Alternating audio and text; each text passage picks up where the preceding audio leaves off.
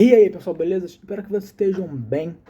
E hoje, anime-se, porque vai ser um vídeo interessante, vai ser um vídeo sobre a teologia católica clássica e tradicional, porque é um tema aqui no canal que eu gosto muito, só que faz já um tempo que eu não trago vídeos de teologia pro canal. Só que hoje vai ser interessante porque vai ser de um grande debate que há entre os teólogos do mundo inteiro e que, assim, esse debate, ele ainda é forte, só que ele já foi muito forte em séculos passados, que é: Cristo, Nosso Senhor Jesus Cristo, realmente está na Eucaristia?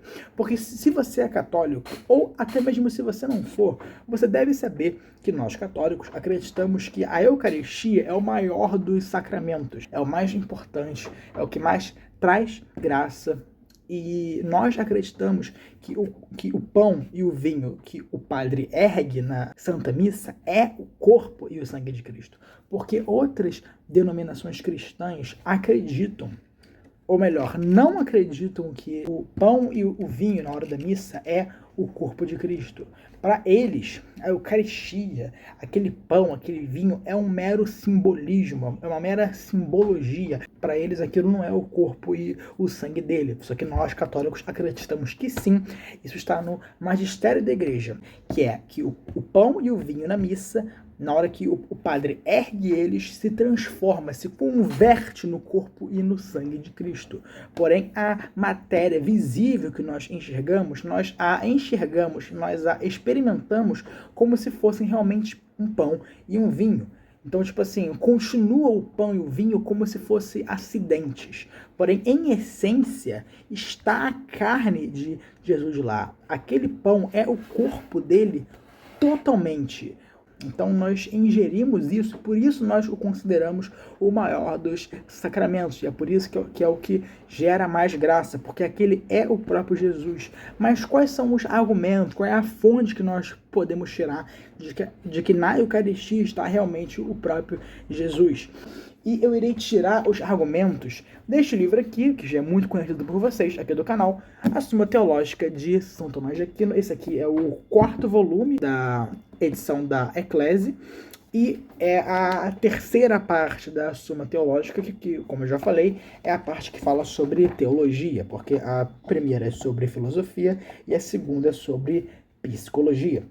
Eu vou aqui ler, né? Acho que é melhor, que é questão 75 da conversão do pão e do vinho no corpo e no sangue de Cristo. Aí é o artigo 1, que é: se neste sacramento está o corpo de Cristo verdadeiramente, ou se só em figura e como um sinal. Primeira questão aqui é que, se a gente quer provar isso, a gente precisa realmente de argumentos racionais. Mas como é que a gente pode provar racionalmente algo que é uma questão de fé? Isso é uma coisa que o próprio São Tomás de Aquino admite. Ele admite que o fato de Cristo estar ou não na Eucaristia é uma coisa que depende unicamente da revelação divina. Não é uma coisa que nós podemos chegar nem pela razão e muito menos pelos sentidos. Então é uma coisa que só a fé comprova, porque é revelada pelo próprio Deus através do magistério da igreja, que é uma verdade da fé que é chegada até nós. Só que, entendendo assim o contexto tanto da lei antiga quanto da lei nova, e entendendo as Sagradas Escrituras, a gente vê que racionalmente faz muito mais sentido Cristo realmente estar na Eucaristia do que ele não está. E a primeira grande prova disso são realmente a própria Sagrada Escritura. Se a gente for ver os evangelhos, existem duas partes deles, em 2 evangelhos diferentes, que praticamente confirmam pra gente que o pão e o vinho da missa são realmente o corpo e o sangue dele, que eu vou mostrar aqui agora. E bem, a primeira passagem está no Evangelho de João, capítulo 6, no qual é dito o seguinte: na verdade eu vos digo que aquele que crê em mim tem a vida eterna. Eu sou o pão da vida. Vossos pais comeram o maná no deserto e morreram. Este é o pão que desce do céu, para que o que dele comer não morra. Eu sou o pão vivo que desce do céu. Se alguém comer deste pão, viverá para sempre, e o pão que eu der é a minha carne, que eu darei pela vida do mundo. Disputavam, pois, os judeus entre si, dizendo: Como nos pode dar este a sua carne a comer? Jesus, pois, lhes disse: na verdade vos digo, que se não comerdes a carne do Filho do Homem, e não beberdes o seu sangue, não tereis a vida em vós mesmos. Quem come a minha carne e bebe o meu sangue, tem a vida eterna, e eu ressuscitarei no último dia, porque a minha carne verdadeiramente é comida, e o meu sangue verdadeiramente é bebida. Quem come a minha carne e bebe o meu sangue, permanece em mim, e eu nele. Assim como o Pai que vive me enviou, e eu vivo pelo Pai, assim quem de mim se alimenta, também viverá por mim. Este é o pão que desce do céu. Não é o caso de vossos pais que comeram o maná e morreram. Quem comer este pão viverá para sempre. E a outra passagem é referente ao Evangelho de Lucas, no qual é dito: E tomando o pão e havendo dado graças, partiu e deu-lo, dizendo: Isto é o meu corpo, que por vós é dado. Fazei isto em memória de mim. Semelhantemente, tomou o cálice, depois da ceia, dizendo: Este cálice é o novo testamento no meu sangue, que é derramado por vós. Agora, a outra passagem se refere à carta aos Coríntios de São Paulo, a primeira carta aos Coríntios, no qual é dito: Portanto, todo aquele que comer o pão ou beber o cálice do Senhor indignamente será culpado de pecar contra o corpo e o sangue do Senhor. Examine-se cada um a si mesmo, e então coma do pão e beba do cálice. Pois quem come e bebe sem discernir o corpo do Senhor, come e bebe para a sua própria condenação.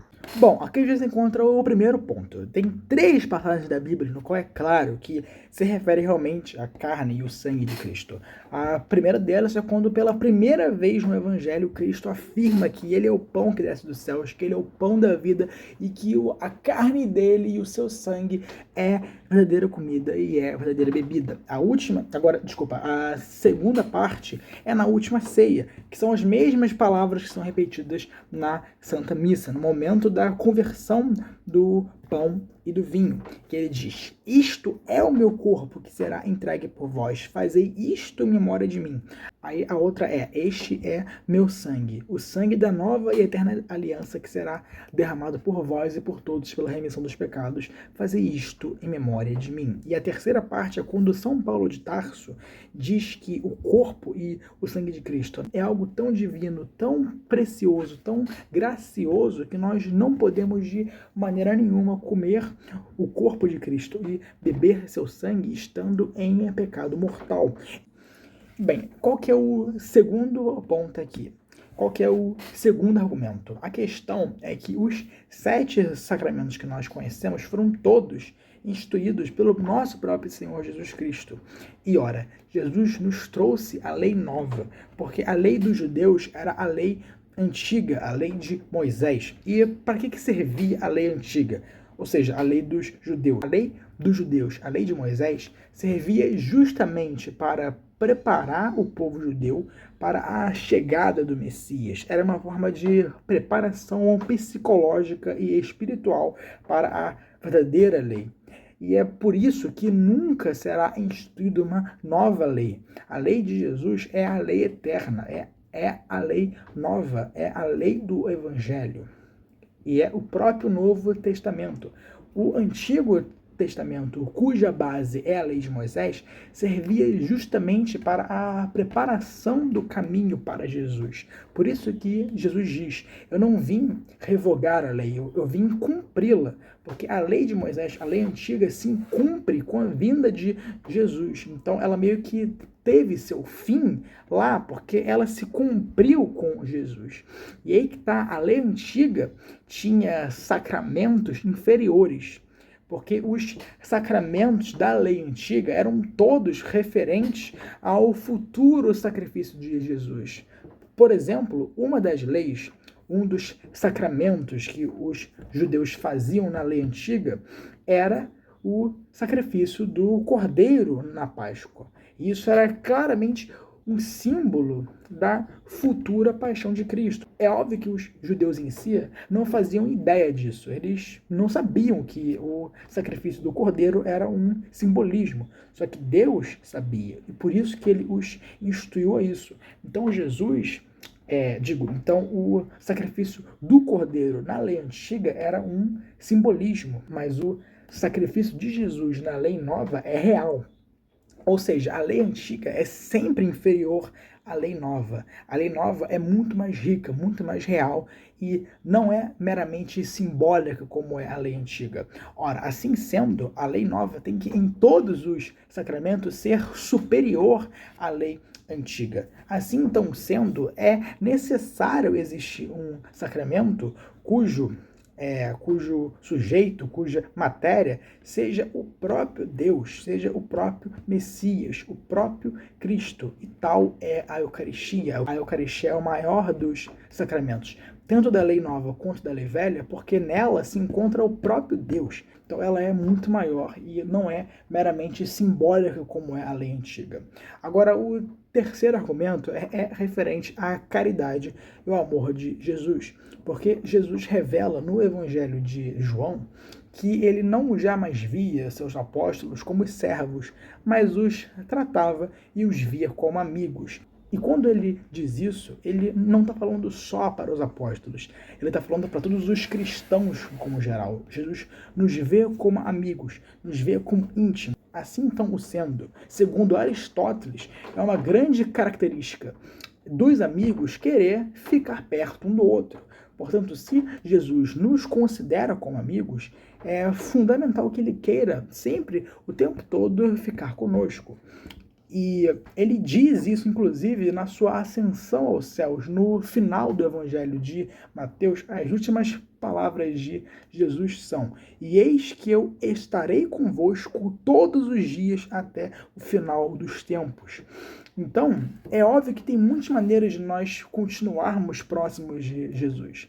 Seja pelas obras caridosas, seja na oração, seja na leitura do Evangelho. Porém, uma das formas, e na verdade a melhor delas, são pelos sacramentos. E tal é o sacramento da Eucaristia, é a forma de nós nos mantermos conectados com Jesus. E é por isso que ele diz lá no Evangelho de João que quem come minha carne e bebe do meu sangue permanece em mim e eu nele, porque é uma forma de Jesus querer se manter conosco, afinal ele nos trata como amigos. E o quarto e último argumento é o fato de que era necessário existir um sacramento que envolvesse muito da nossa fé, porque a Eucaristia ela é certamente o sacramento que mais envolve a fé, porque nós estamos vendo que aquilo é um pão, a gente está vendo que aquilo é um vinho, e a gente sente o gosto de um pão e sente o gosto de um vinho. Só que a nossa fé precisa acreditar que aquilo, por trás daquilo, está o corpo de Cristo e está o sangue de Cristo. Então, é o sacramento que mais envolve o treino da fé. E Jesus, obviamente, quer nos ver perfeitos na fé, porque ele diz que a fé move montanhas. Então ele quer que a nossa fé seja muito grande. E que melhor maneira para isso, se não treinar isso semanalmente e para algumas pessoas diariamente, porque tem sim pessoas que comem a Eucaristia todos os dias, mas geralmente, a maioria dos católicos fazem isso uma vez por semana. Então, que melhor maneira de se treinar a fé, se não toda semana nós temos que colocar nossa fé em prova e acreditarmos veementemente, sem a menor dúvida, sem duvidar nenhuma vez, nem um pouco, de que aquilo é o corpo e o sangue de Cristo. Isso é uma maneira que Deus usa não só para nos mantermos conectados com Jesus e não só para nos dar a graça santificante, mas também para fortalecer e treinar a nossa fé. Pela Eucaristia nós fazemos isso e é por isso que era fundamental que no corpo, que no pão e no vinho da missa estivesse o corpo e o sangue de Cristo. E esses são os argumentos que o grande São Tomás de Aquino usa. Está tudo aqui. Compre e leia a Suma Teológica, porque ele não fala só sobre isso nesse livro, mas sobre vários outros assuntos, inclusive sobre a Eucaristia. Se você ficou interessado sobre a Eucaristia em si, com esse vídeo, olha só, toda essa parte aqui do livro, isso aqui são os capítulos, tá?